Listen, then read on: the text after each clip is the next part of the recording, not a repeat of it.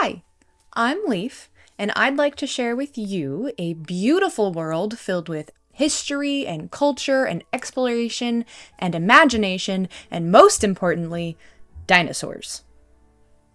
My best friend and I grew up watching this old miniseries called Dinotopia every single year, and it's about 4 hours long, and we would watch it literally every single year because she was obsessed with dinosaurs and I really liked it too, and we have a lot of good memories watching the show.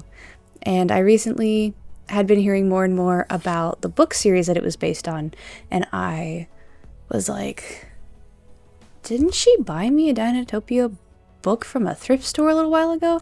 And it's just been sitting on my shelf as like a piece of artwork. And I figured that now is the time to read the books and learn more about where the miniseries came from. So I read the first one, and I already have the second one bought and ready to go. My knowledge is from the TV show. So all of this, the book, the backstory, it's new to me. And it's really exciting to get to go see the backstory now after growing up watching the movie. We called it a movie, even though it was 4 hours long, because we would watch it in one sitting. That's how it has to be done. So if you're going to go watch it, you got to watch it in one sitting, and I recommend that. I made my brother watch it recently for the first time, and I cannot believe he's never seen it before, but I had him watch it for the first time, and I told him we could like break it up and watch it in pieces. So we watched the first hour in like 2 sittings, and then we watched the last 3 hours in one sitting, because I will admit it does pick up after the first hour. So at least plan to watch it in 2 sittings. So I decided before I read the book I wanted to go learn about it, because I literally had no idea. Like, all I've ever seen is this miniseries. I knew nothing about the backstory. So I found out that the world is created by James Gurney. He drew, I believe, 2 pictures that inspired him to go on and create the rest of the story and the world. And the cover of it here is from one of those paintings that he did, and he's an amazing artist. You'll see that a lot. It's created by James Gurney. There's 4 books, like official Dinotopia books that he did. The first one is called A Land Apart from Time. It was written in 1992, and it's this one here. And then the second one was published in 1995, and it's called The World Beneath. And then the next one's in 1999 called First Flight. And then the last one was in 2007. It's called Journey to Chandara. There's also quite a few young adult novels. I read somewhere they were called the Dinotopia Digest, which is kind of cute. And there's a lot, I think like 16, 1, 2, 3, 4, 5, 6, 7, 8, 9, 10, 11, 12, 13, 14, 15, 16. Yeah, 16. I don't know if I'm ever going to get to reading those, but I'll for sure read the first 4 books, hoping to put that together in one video. But I'm going to film like one book at a time. And then I want to do a video on the TV series and tell you about that. There was also 2 full-length adult novels written by Alan Dean Foster. So those of you that read the Star Wars novels will probably have heard that name before. He wrote Dinotopia Lost in 1996 and Hand to Dinotopia in 1999. James Gurney, the guy that created the whole world and the books, from his website, it says he specializes in painting realistic images of scenes that can't be photographed, from dinosaurs to ancient civilizations. He is also a dedicated outdoor sketcher, sharing his adventures and insight as he paints with gouache, watercolor, casein, and oils. So his past included painting backgrounds for animated films, book covers for science fiction and fantasy novels, and paintings of ancient civilizations for National Geographic. And you'll definitely see all of those things coming to play in his world creation in Dinotopia, because it's very historically based, but also like fantasy versions of clothing, architecture, all of that stuff. And once we get into the story, you'll see why that matters. But it's really cool how his past all came together to create this awesome world. So the Dinotopia books, essentially, it's about a land inhabited by dinosaurs and people who have been shipwrecked on the island. There's been, aside from all the books, there's a live-action TV miniseries, which is what I grew up watching. And it is so, so good. I mean, look at what the cover of the DVD says. It says, "Move over, Spider-Man and Star Wars Episode 2. As Shakespeare would say, a hit, a palpable hit." And I totally agree with Shakespeare on that one, gotta say. There's also a live-action TV series, which I've never seen before, a 2005 animated film, and several video games. The books are mostly set in the mid-19th century, and mostly everything else is set in modern times. So Gurney painted the two paintings. He painted Waterfall City and Dinosaur Parade first. Then he decided to create an island based on those paintings.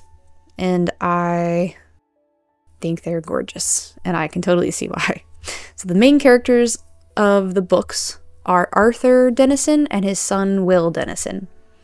The TV miniseries is a sequel to this, so I grew up hearing those names, Arthur and Will Dennison, but to me they were all like past. They were the history of Dinotopia, and I had no idea that there was the original book series that was about them, and I just think that's really cool. The TV miniseries came out in 2002. The TV show also came out in 2002 because the miniseries did so well, but the TV series did not do so well. There was 13 episodes, only 6 of which were aired on ABC before they canceled the show. All 13 episodes were released in Europe the following year, and you can get them in a DVD box set, but I've never seen them. It sounds like it's a sequel to the miniseries, but none of the original actors came back. The animated film came out in 2005. It's called Dinotopia: Quest for the Ruby Sunstone. It features voice actors such as Alyssa Milano, Malcolm McDowell, Jamie Kennedy, Michael Clark Duncan, Kathy Griffin, and Tara Strong, which any My Little Pony fans out there will know Tara Strong. I'm not sure if I should admit that. The animated film, from what I can tell, might be a sequel to the miniseries because there's a character, a dinosaur in it, who shares the name and type of dinosaur as a dinosaur from the miniseries, but I don't think that there's really any continuation in the story. And then, like I said, there was 4 video games, which all sound kind of cool. Maybe I'll do like a watch through of one of those someday. And then there's also this little weird controversy that people think that George Lucas ripped off a lot of Dinotopia imagery and story in The Phantom Menace. I will have to do a much deeper dive into that before I can have an opinion on it. But it sounds like James Gurney is a really cool guy, and he didn't really care that much either way. So yeah, there's my jumbled introduction to Dinotopia. The rest of this video is me going to talk about the story of the book.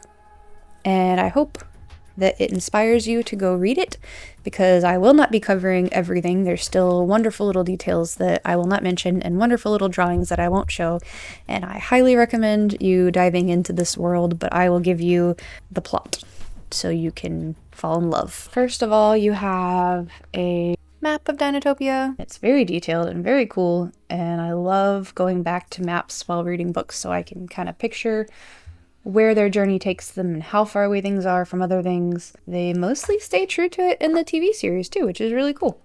So it starts out a little note from James Gurney, and he's explaining how he came across this story.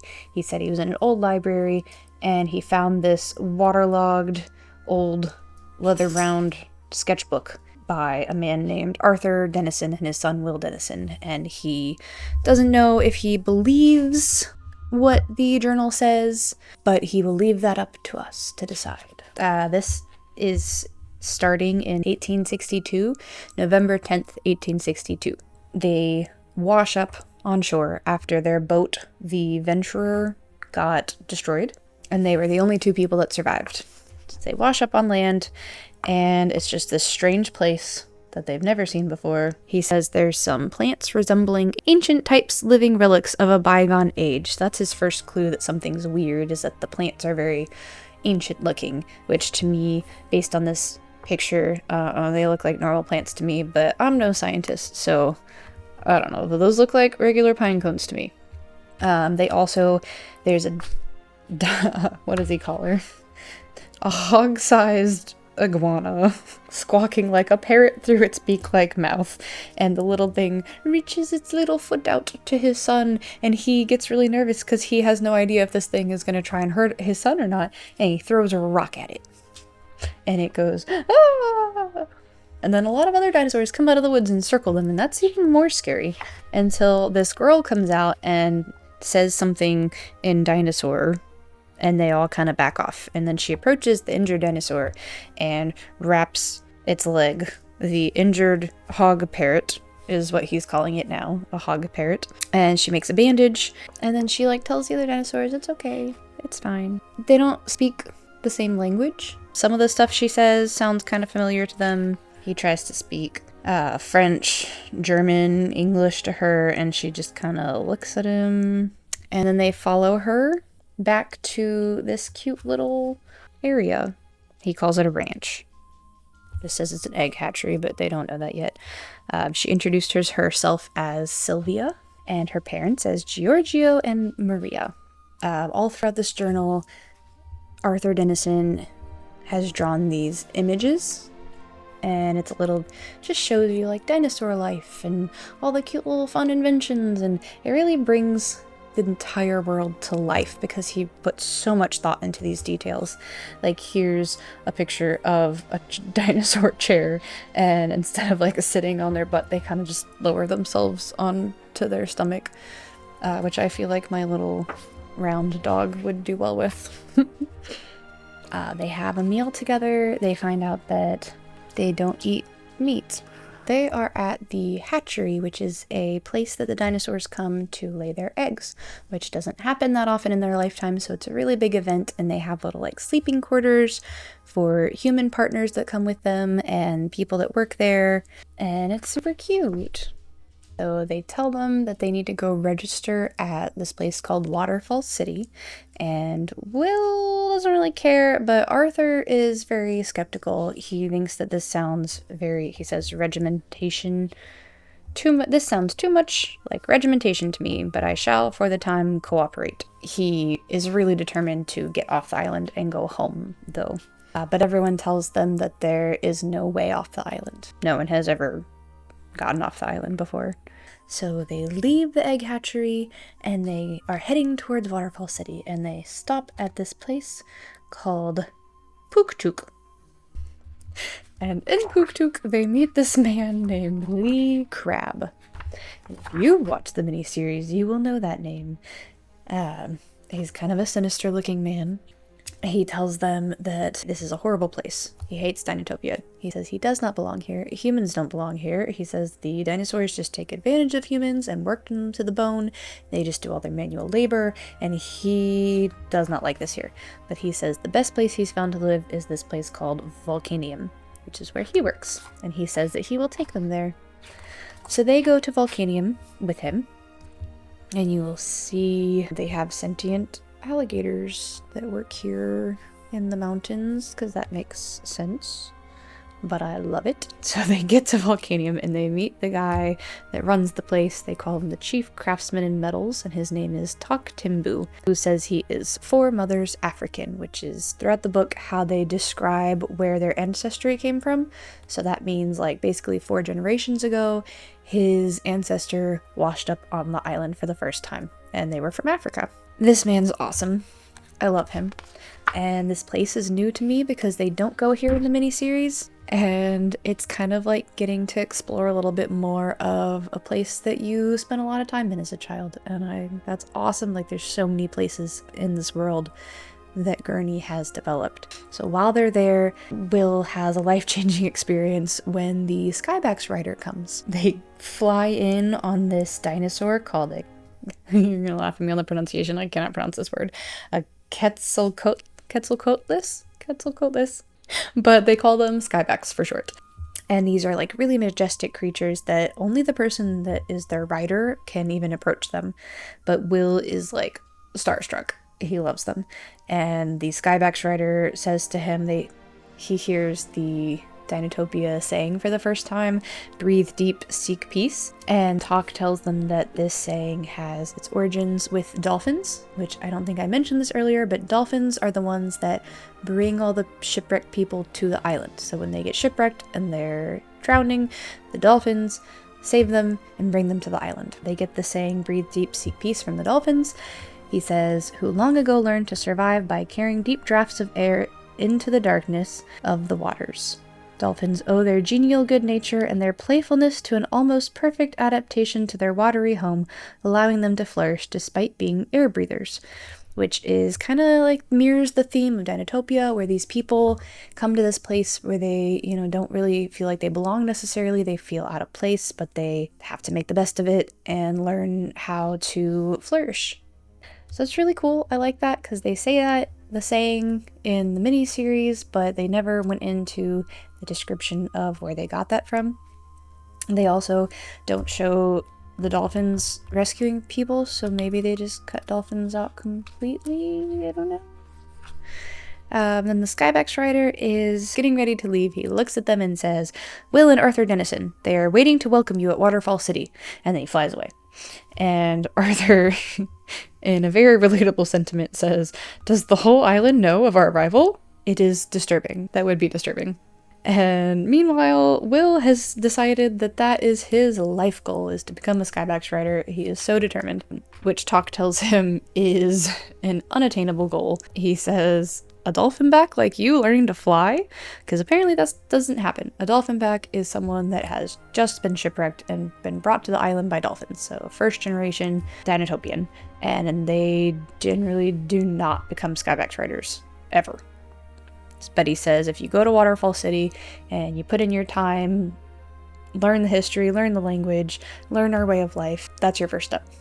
And then the hog parrot comes back, and we learn her name is Bix, and we learn that she's a little bit of a drama queen, but she has a sense of humor, because when she first sees them again, she says, "Breathe deep, seek peace, Arthur Dennison. No rocks, I hope," because remember he threw a rock at her. And she's still wearing the bandage. I don't know how long it's been since this happened, but she's still wearing the bandage that the girl put on her leg. And he says in his little notes here that it makes sense why she was so shocked by the attack after seeing the way they live, because they don't really attack each other. They're all very peaceful, so she had no idea how to handle that. And then he says, "She still sports a bandage, utterly useless, but I believe she is quite proud of it." So she's just a little drama queen. So no. But I love her. So then they head out to Waterfall City, and we see our first view of Waterfall City, and it's beautiful. It's so lovely. And there's just so much to take in. I could just sit there and look at it. They have to fly to get there. And he notices on the big globe that all of the continents are pushed together. And so if you ever, you probably have heard of Pangea, but that's the world map that they have, is still Pangea. And they get to Waterfall City, and they write their names on the scroll of newcomers. It is now August 6th, 1863, so it's been almost a year since they've been there. They meet a dinosaur named Malik, who's called the timekeeper of all Dinotopia. He says, "You think of time moving in a straight line from past to present to future. Your Eastern brothers regard time as a circle, returning endlessly in a cycle of decay and rebirth. Both ideas have a dimension of the truth. If you were to combine geometrically the movement of the circle with the movement of the line, what would you have?" And Arthur, very smart man, I wouldn't have put this together. He said the spiral, and he says yes, or the helix. So that's their passage of time model, is a spiral, which there's a lot of lore and theories and stuff when it comes to spirals. They learn how to write in Dinotopian, and they see like a scroll reading machine, which they do show in the movies, which is kind of fun. And the dinosaurs like walk on it like a treadmill to turn the pages. And they have a footprint alphabet, which is just dinosaur footprints, which is kind of fun because it's like a 1-to-1 to our alphabet, and you could write in Dinotopian. And they write in these big sandboxes. They can like take notes in the sandbox. They see this plaque. It says, "In the northwest corner of Waterfall City, there's a pyramid, and at the top of that pyramid is a tablet, and it's the code of Dinotopia. Written in the Dinotopian language, it says, 'Survival of all or none. One raindrop raises the sea. Weapons are enemies even to their owners. Give more, take less. Others first, self last. Observe, listen, and learn. Do one thing at a time. Sing every day. Exercise imagination. Eat to live, don't live to eat. And then the last one just says don't, and then the letter P. And the guy that's showing him around, he says, "You're probably wondering about that last line. The stone was broken when we discovered it, so we can only guess. I believe the last injunction applies only to humans. Don't pee in the bath." I can assure you that's not what the last one means. He says don't pee in the bath. But no one knows what the last one says. It's a mystery. So keep that little last piece of the plaque in mind, because that will come into play later. It is now March 17th, 1865. It's almost been 2 years now. They've learned a lot. They've just been studying as much as they can. Arthur Dennison is finally at peace with where they are. He doesn't really want to leave anymore, but he's still very intrigued with this world beneath that he keeps hearing about. They decide they're going to go to this place called Tree Town for the annual Habitat Conference. So that's their next little stop on their journey. They prepare for a full week. They have to get all their food ready, get all their little dinosaurs ready that they're going to be riding, and they go across this really cool bridge called a vertebral drawbridge. So the thing, its like natural state is like this, but when the dinosaur walks up on it, it makes it heavier and it goes down, and then as soon as they step off it, like goes back up again. I just thought that was a really cool little design. They don't really go into it that much. But the first thing they run into after this bridge is a T-Rex, oh no! And Bix, little miss, just gung-ho. She's just so full of life. Little Bix. She jumps down. She's so tiny, and she's like, wait, in her little dinosaur language, and she says something to the dinosaur. And she reminds me so much of Princess Donut. I could just see Donut doing something like this. And she tells the dinosaur something, and then she tells Will to give their food to them, and they leave. And Arthur is like, what? Or no, I guess Will was like, what did you say to them? And basically she told them that if they let them go, that there would be other dinosaurs coming by the next day that the T-Rexes could eat. So she lied, but she got them through safely. So she's very cunning, very smart little Bix.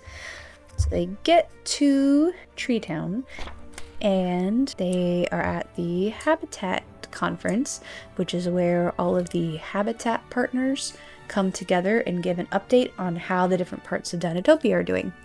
And there's a human and a dinosaur from each habitat. So you see there's like aerial, forest, alpine, desert, freshwater, savanna, and beaches and bay. And they all give a report. Then they stay in Tree Town for a little while, where they continue learning about dinosaurs and continue studying the nature and getting to know people. Sylvia comes back, the girl that they first met on the island, and Will at first kind of falls in with a bad crowd, but he gets set straight when the lady that runs the place tells him to go spend the night with the dinosaurs, and he just kind of gains a respect for them. And he starts hanging out with Sylvia more, and his attitude improves. And he gets past his little rebellious phase very quickly. And so they like studying, learning about nature. He writes in his journal about something called an Arctium longevis. It's a plant that is only found in Dinotopia that can extend people's life. Changes their body chemistry. He says people have been known to live beyond 250 years old, which, okay, so side note, in the miniseries, they talk about Will Dennison's daughter, maybe granddaughter, I don't know, but like the math didn't seem to be mathing to me because this was in the 1800s and the miniseries is in modern time, and I just feel like that's a really long time, and it didn't seem like the generations should be that close. Maybe I'm wrong. But if this plant is real and it makes them live a long time, that explains a lot. So I don't feel as crazy anymore. So he takes notes and he just kind of shows like the fun life that they have here. They play with the dinosaurs. They play music with the dinosaurs. They do dances with them. They bond. The kids have a lot of fun. There's even a little song that I tried to sing, but I can't read music. So It didn't go very well. Like, I can go up and down, but I don't know where it starts or what it's supposed to sound like. And then at the end of what he calls the training season, the young people take part in the Dinotopia Olympics. The main event is called the ring riding event, and the two kids get partnered up together with a dinosaur. Arthur describes this dinosaur as, imagine an ostrich growing 3 times its ordinary height, climbing into the skin of an elephant, diving into a river of bright-hued paint, and then prancing about with the arrogance of a camel. So that's what they're putting their children on to ride, and one of them has to stand up, and it's Will. Will stands up, and they run around in circles, and they have to like catch the rings with their little lances, and Will and Sylvia win, and it's really exciting. And they tell them that they have cracked through their shell and they're ready to become habitat partners, just like people from earlier that watch the different habitats and just make sure everything's running smoothly. And it says, what region, what zone of life do you choose? And both of the kids just immediately say the sky, because like I said, they both kind of they really want to be Skybax riders. That's their goal. And even though Will was told it would probably never happen, he's just like one step closer, and he's so excited he's going to take this opportunity. So they set off for Canyon City, which is also gorgeous. Very pretty. It's where the Skybax live. So they get to Canyon City, which is, just picture the Grand Canyon. It's about 5,800 feet deep, which in the mini-series she tells him it's about 6,000 feet deep, and his response is, nothing is 6,000 feet deep.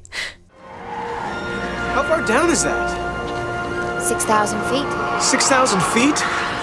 That's not possible. Nothing is 6,000 feet down. But, yeah, the Grand Canyon's about 6,000 feet, so pretty much just picture the Grand Canyon. And they're living on, like, all the walls of the canyon where the Skybax live, so they're living with them. The head instructor's name is Ulu. He gives them a little instructions on the type of dinosaur that they're dealing with, and he says it's actually not a dinosaur, it's a pterosaur. So it says they will not understand your human or saurian languages. The saurian languages are what the dinosaurs speak. So essentially these guys are just not like as sentient as the other ones. The other ones speak a language with each other, and these are more like just smart animals.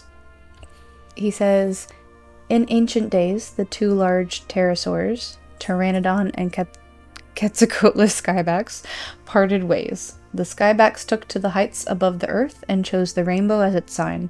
The Pteranodon remained in the canyons as gatekeeper to the world beneath. Both have a needed role to play in the canyon, but you must honor the fact that they are old brothers who have their differences. You will discover that your Skybax will not fly beyond the sentinels who guard the lower canyon. That boundary cannot be crossed while you are in flight. So there's these like sentinel statues that separate the 2 types of dinosaurs, types of whatever they're called. And then Will and Arthur decide to go underneath, down below the sentinel, and everyone's like, I mean, we wouldn't, but we're not going to stop you. You can. So they are scientists and adventurers at heart, so they go down there. They see this carving on the wall, and it looks like the history of Dinotopia. And they find that very interesting. And they go even farther, and they run into the pteranodons. And they say the pteranodons don't attack them, but they definitely seem annoyed that they're there. They see like all this, basically a graveyard of dinosaurs. This is where it's like very special holy ground to the dinosaurs, and when they sense that they're dying, they make their way down here to look at the history carving and just die. While they're down here, the Skybax that Will has bonded with so far, he flies down below the sentinel to check on him because he's really worried, which is really cool. But that's when Arthur decides that he's going to send Will back up, and he's going to continue on because they find this little like opening and it's glowing, and Arthur really wants to go inside, and he thinks that he can do it. He thinks he can make it. There's like plants and stuff that he thinks he can eat, and he'll be fine. So he sends Will up and says, good luck with your training. He's not very good at expressing his feelings, but he does say that. And he watches his son leave, and he gives him his journal and tells him to like keep writing. Yeah. So Will agrees to keep writing in the journals, and he heads back up. And the next journal entry is March 10th, 1866. He says, like, weeks have passed, and his dad, they hasn't heard from him. He names his skyback Cirrus, which I know is just a type of cloud, so it's not that cool, but I do want to point out that Amara's Wind Fury in Codex Solaire's name is Cirrus, and I think that's just kind of cool. I know it's not that cool. So they ask Ulu, when can we... So they've been, like, practicing flying, and they ask, when can we become apprentices? And Ulu tells them Cirrus and Nimbus. He says, they will tell you when you're ready. You need to win their respect. And he says, you cannot ask them to carry you aloft until you have a feel for what it takes to climb up through the air with a heavy weight on your back. And they say, how do we do that? And he says, you climb. You've got feet, and you can carry a backpack. And he points up to the mountain and says, there's a building up there called the Tent Pole of the Sky. Other riders have made the climb, but you would be the first dolphin back. He said, Sylvia could climb beside you. You might need her help. He says that hopefully it will win them a partnership with their skybacks because they'll earn their respect. They invite Bix to come with them too, but she says, no, I'm okay. I've got family stuff to attend to, so you guys go on without me. And they say okay, and they leave. And they go up the mountain, and it's really cool. There's, like, animals up here that are not dinosaurs, but they're still, you know, extinct to us, so it makes sense that they're there on the island. But there's, like, woolly mammoths and other big things, which is really cool. Other, like, mammals. And they... Oh, I love this painting. It's so pretty. And they finally make it to the Tent Pole of the Sky, which is this very secluded area. This is kind of for people that are having trouble adjusting to living in Dinotopia. So they have this little peaceful area. I don't think there's any dinosaurs up here, and the people can come up here and just have private time. And obviously Sylvia and Will are really good friends at this point, but they have this special little moment here at the Tent Pole in the Sky where their host that they're staying with, he hands them a stack of very old faded picture cards, and he tells them to look through there. So there's, like, a bridge, a house, a fish, a flame, a moon, a cloud, a flower, and a trilobite. And he tells them both to pick one and give it to him. And they both pick the cloud. Twin clouds. And says we both knew it at once that this was a turning point. And their host knew it as well. They acknowledge that they love each other, basically, and it's super cute. Now they take this little flying gondola shaped like a boat, a little boat gondola flying. They take it, and it goes well at first, but then they hit really bad weather, and the gondola crashes, but they're okay, and they crash just outside of the capital city. So we get to see the capital city now. And it is a bustling metropolis. There's, like, so much going on. And they meet an official of the city, and she goes, oh, Sylvia and Will. I'm telling you, everyone knows everything on this island. So Arthur was right to be like, I don't like this. Just kidding. They're nice. They're nice people. The lady tells them that Arthur and Bix had just come through here, and they just left to go to Waterfall City. And they're like, Arthur and Bix, they should be in Canyon City. What do you mean they're here? And she says, well, I don't know about that, but they were here. She said they arrived by sea, popping up in the harbor in this little vessel, and he shows the little vessel that they made, which is really cool that they pieced this together, but they made a little submarine. Will's like, oh, they must have found a way out of the world beneath. That's really cool. And he's finding out his dad is alive, and that Bix is with him for some reason. So they decide they're going to go meet them in Waterfall City, but while everyone's resting, they go to the dinosaur parade. And it's very fun.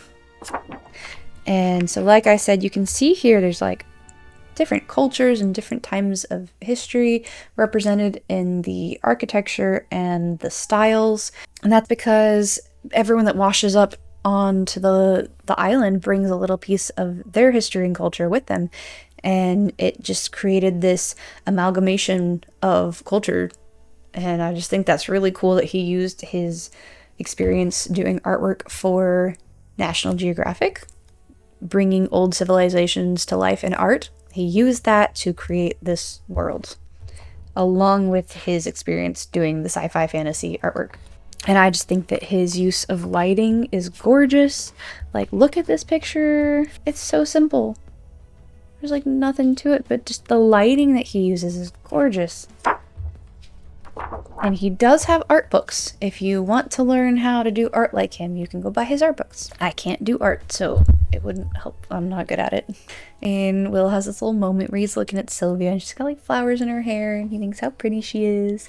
And their skyboxes show up, Cirrus and Nimbus, and they come with the saddles, and it has a note saying, "Congratulations, you don't need my permission, you have theirs. Fly high, seek peace." It's from Ulu.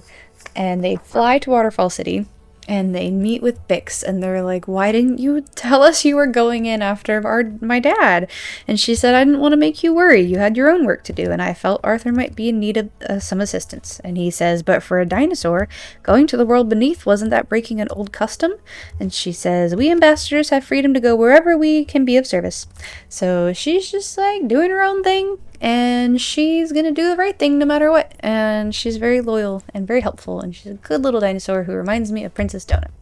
And so he finally gets reunited with his father, who says that he has seen so many awesome things, but we are gonna have to wait till the next book to find out what he saw in the world beneath.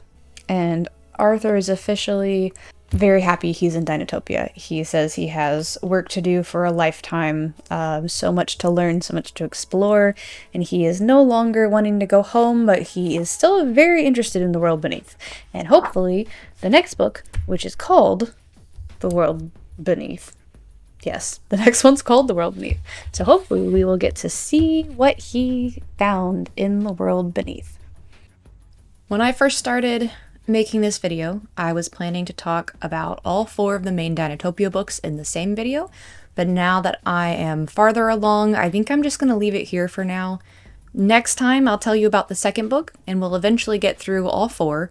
Maybe I'll even read all the Dinotopia Digest books and the adult novels. We'll see how far my obsession takes me. But for now, I hope you join me next time so we can talk about the second Dinotopia book together and explore the world beneath.